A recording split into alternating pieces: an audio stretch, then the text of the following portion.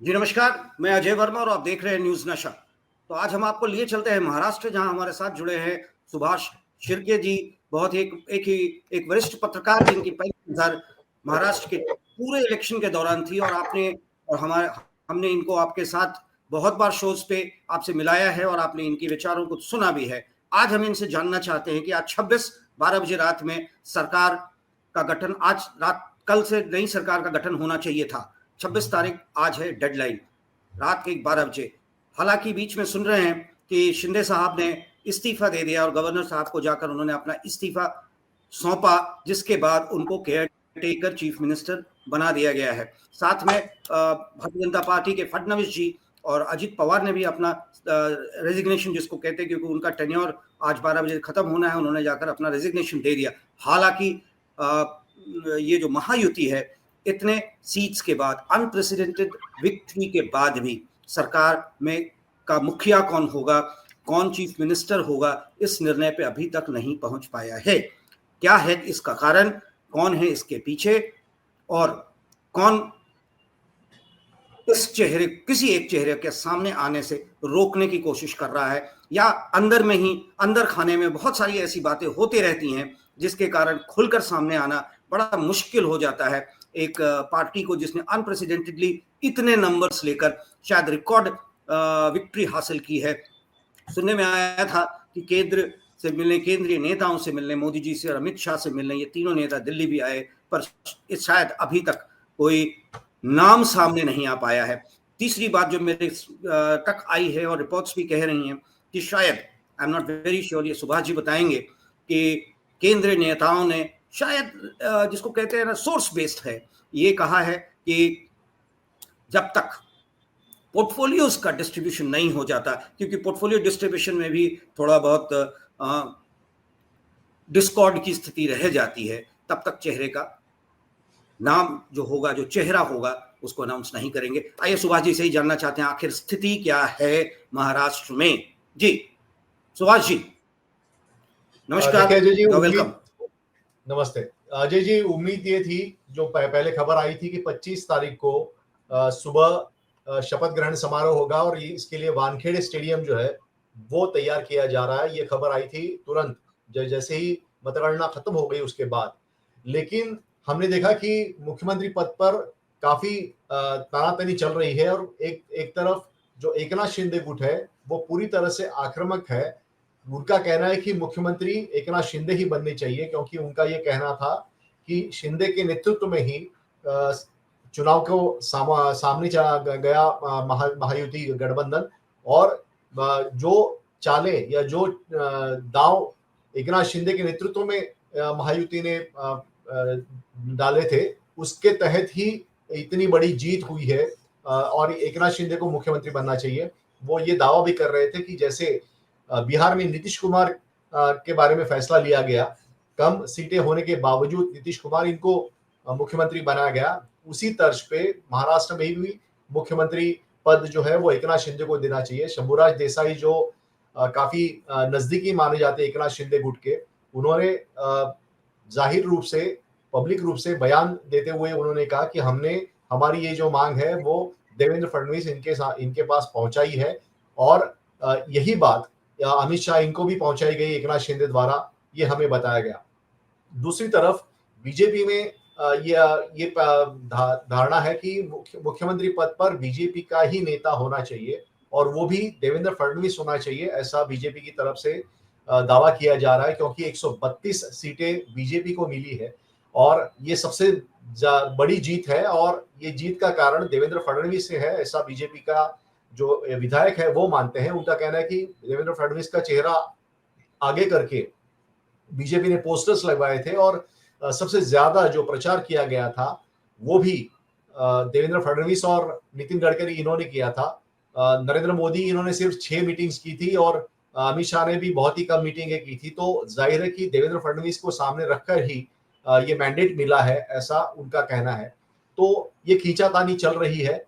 उम्मीद ये थी कि जिस तरह से इतना स्ट्राइक रेट है, 90% के आसपास का स्ट्राइक रेट है महायुति का, तो उसके तहत तुरंत ये फैसला हो जाना चाहिए। लेकिन मुझे लगता है कि इसके अभी एक खबर ये भी आ रही है कि राव साहेब दानवे जो पूर्व रेलवे राज्य मंत्री थे, केंद्रीय रेलवे राज्य मंत्री, उन्होंने दिल्ली में कुछ सीनियर नेताओं से मीटिंग की और उसके बाद उन्होंने मीडिया को ये बताया कि 30 नवंबर तक मुख्यमंत्री पद का उम्मीदवार उसका नाम तय हो जाएगा और दिसंबर के फर्स्ट वीक में ये मुख्यमंत्री पद की शपथ ली जाएगी। अभी आज हम देखते हैं कि 26 तारीख है, 4 दिन और बाकी है। इतना पूर्ण बहुमत मिलने के बाद इतनी जरूरत नहीं थी कि एक नाम तय करने के लिए, लेकिन मुझे लगता है कि शायद ये जो सारा वातावरण तूल पकड़ रहा है तो उसको देखते हुए कोई तीसरा नाम ना सामने आ जाए, क्योंकि ये हमेशा नरेंद्र मोदी इनकी खासियत रही है कि कोई तीसरा नाम अचानक सा उछल के आता है। तो अगर उनको करना था तो देवेंद्र फडणवीस को सीधे करने में उनको कोई प्रॉब्लम नहीं था। एकनाथ शिंदे को अगर वो आंखें दिखा देते तो वो चुप बैठते, अजित पवार का कोई सवाल ही नहीं पैदा होता। लेकिन कुछ ना कुछ दोनों वरिष्ठ नेताओं के मन में चल रहा है और ये वो बताना तुरंत नहीं चाहते और इसीलिए मुझे लगता है कि ये इसमें देरी हो रही है। अजय जी, क्या संघ के साथ फडणवीस जी की नजदीकी उनके लिए रोड़ा बन रहा है सुभाष जी? नहीं, ऐसी बात नहीं है, क्योंकि हमें जो पता चला और जो खबरें बाहर आई है देवेंद्र फडणवीस गुट से, तो उनका कहना यह है कि आरएसएस के चीफ मोहन भागवत इन्होंने बीजेपी के वरिष्ठ नेताओं से बात करके देवेंद्र फडणवीस ही मुख्यमंत्री बनना चाहिए ऐसा कहा। ऐसा फडणवीस इनके ग्रुप से मीडिया को बताया जा रहा है और ये भी बताया जा रहा है कि जब मतगणना हुई उसके तुरंत बाद फडणवीस आरएसएस चीफ से जाके मिले थे नागपुर में और इसका भी अर्थ लगाया जा रहा है कि इसका मतलब क्या है, बीजेपी के वरिष्ठ नेताओं पर प्रेशर डालने की बात है क्या? अगर ये बात होती है तो मुझे लगता है कि तनातनी और बढ़ेगी, क्योंकि नरेंद्र मोदी आरएसएस चीफ की बात मानेंगे नहीं मानेंगे इसमें भी कई लोग कई राय दे रहे हैं। तो हमें और 4 दिन इंतजार करना पड़ेगा। हालांकि यही बात अगर महाविकास आघाड़ी के पक्ष में अगर ये वाकया होता तो मुझे लगता है अब तक राष्ट्रपति शासन लग जाता था। एक चीज और मैं आपसे जानना चाहूंगा, जो कहा जा रहा है, जो मेरे तक मुझे थोड़ी जानकारी मिली है, ये बेहतर आप बता पाएंगे कि जो मैंने पहले सवाल किया था आपसे, संघ का जो एक प्रेशर है पार्टी अध्यक्ष के लिए, भारतीय जनता पार्टी अध्यक्ष के लिए, शायद उसको न्यूट्रलाइज करने के लिए ये महाराष्ट्र के मुख्यमंत्री के नाम पे जो संघ का, जैसे आपने कहा भागवत जी ने केंद्र के नेताओं को कहा, शायद उनसे बात हुई और उन्होंने एक सपोर्ट किया है फडणवीस जी के नाम का, तो शायद वहां न्यूट्रलाइज करने की तो कोशिश नहीं की जा रही है कि ठीक है, अगर आप महाराष्ट्र में मुख्यमंत्री अपना चाहते हैं तो फिर अध्यक्ष पद पे जो तानातानी है, जो नाम आपके तरफ से आ रहा है और हमारे तरफ से आ रहा है, उस पर कहीं ना कहीं आप मान जाएं, ये भी कहा जा रहा है। ऐसा है क्या? देखिए अजय जी, आरएसएस के कार्यकर्ताओं ने काफी बड़ी भूमिका निभाई है। 132 सीटों पर बीजेपी गई है या फिर 230 सीटों पर महायुति गठबंधन गया है, क्योंकि आखिरी के 7 दिनों में आरएसएस के कार्यकर्ता बहुत ही ग्रासरूट पे काम कर रहे थे। और मेरे एक मित्र हैं आरएसएस में, वो मुझे बता रहे थे कि उनको टारगेट दिया गया था कि कितने लोग घरों से बाहर निकलने चाहिए और इसके लिए उनको जिम्मेदारी दी गई थी। उनको हर 2 घंटे बाद उनको पूछा जा रहा था कि आपने कितने लोग निकाले।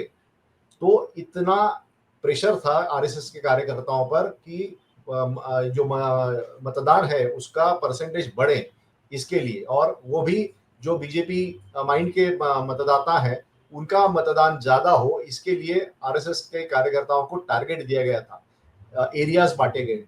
तो आरएसएस ने एक बहुत बड़ी भूमिका इसमें निभाई है। तो जाहिर है कि वो सिर्फ बीजेपी के लिए नहीं निभाई, उन्होंने एकनाथ शिंदे गुट के लिए भी निभाई, उन्होंने अजित पवार गुट के लिए भी निभाई, उनके जो कैंडिडेट्स हैं उनके लिए भी निभाई।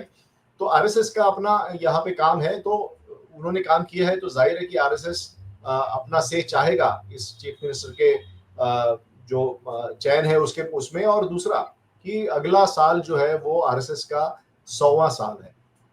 उनकी इस 100वें साल में आरएसएस चाहेगा कि बीजेपी का मुख्यमंत्री यहाँ पर बने। जी, एक चीज और आपसे जानना चाहेंगे, आखिर क्या मजबूरी है भारतीय जनता पार्टी की? 132 सीट यानी कि मात्र 13 सीट कम, मैजिक फिगर टच करने के लिए जिसको कहते हैं, और शिंदे साहब को 57 है और अजीत पवार को 41, 13 सीट के लिए शिंदे साहब के प्रेशर में क्यों भारतीय जनता पार्टी के नेता आ रहे? क्या ऐसा तो नहीं कि एक चेहरा सामने लगाकर, शिंदे का नाम सामने कर भारतीय जनता पार्टी केंद्रीय नेता कुछ और खेल में लगे हों, जैसा कि आप बता रहे थे? क्या क्या है मामला? क्यों शिंदे को इतनी तरजीह दी जा रही है? देखिए, शिंदे इनकी जो पिछले एक साल में जो मेरी जानकारी है, वो फडणवीस को भी गिन नहीं रहे थे। वो सीधे अमित शाह इनसे बात करते थे। और मैं आपको बताऊं कि लाडली बहना ये जो योजना है, इस योजना के बारे में जो महाराष्ट्र का जो ये बजट है, उसमें जो घोषणा की गई थी, तो वो बजट अजित पवार बतौर वित्त मंत्री उन्होंने तैयार किया था। लेकिन 2 दिन पहले शिंदे साहब ने अपने घर पे एक मीटिंग बुलाई, उनके ऑफिशियल रेसिडेंस पे, और सारी चीजें बदल दी। लाडली बहना योजना वहां पे उन्होंने वो उसका इनकॉर्पोरेशन किया, बाकी चीज जो लोक लुभावन घोषणा थे उनका इनकॉर्पोरेशन किया। अजित पवार ने उस वक्त ये कहा था कि इसके लिए पैसे कहाँ से आएंगे, तो उन्होंने कहा कि ये हमें देखना है, हम पहले लोगों तक चले जाएं, लोगों को बताएं, उसके बाद पैसे की व्यवस्था हो जाएगी, केंद्र सरकार भी इसमें मदद करेगी। ये जो बातें हैं, ये जो सपोर्ट अमित शाह और नरेंद्र मोदी इनका नहीं होता तो एकनाथ शिंदे इतने बड़े लेवल पे नहीं खेलते। तो जाहिर है कि एकनाथ शिंदे को आगे करके कुछ ना कुछ चालें चली जा रही है बीजेपी के शीर्ष नेतृत्व द्वारा, ये अंदेशा हम निकाल सकते हैं। और यही कारण है कि फडणवीस उनका नाम की घोषणा होना बस एक औपचारिकता थी। 23 को काउंटिंग हो गई, 24 और 25, तो 25 को ये था कि शपथ ग्रहण समारोह हो जाएगा वानखेड़े स्टेडियम में। आज के दिन में भी आज मीटिंग तय होनी थी बीजेपी के जो विधायक दल की, और उसमें अमित शाह शामिल होने वाले थे, और उसमें नाम तय होने वाला था कि बीजेपी के विधायक दल का नेता कौन होगा और मुख्यमंत्री कौन होगा। लेकिन अमित शाह आज आए नहीं, और आने की संभावना भी अगले 2 दिनों में नहीं है। तो जाहिर है कि ये मामला पीछे चला गया है। मुख्यमंत्री पद का ठंडा करके खाने वाली जो सिचुएशन है, वो बीजेपी क्यों कर रही है, इसके बारे में कई अटकलें लगाई जा रही है। और आप हमसे जुड़े रहने के लिए सब्सक्राइब करें YouTube पर, फॉलो करें Twitter पर और लाइक करें Facebook पर। और ज्यादा जानकारी के लिए आपको टाइप करना होगा सिर्फ न्यूज़ नशा।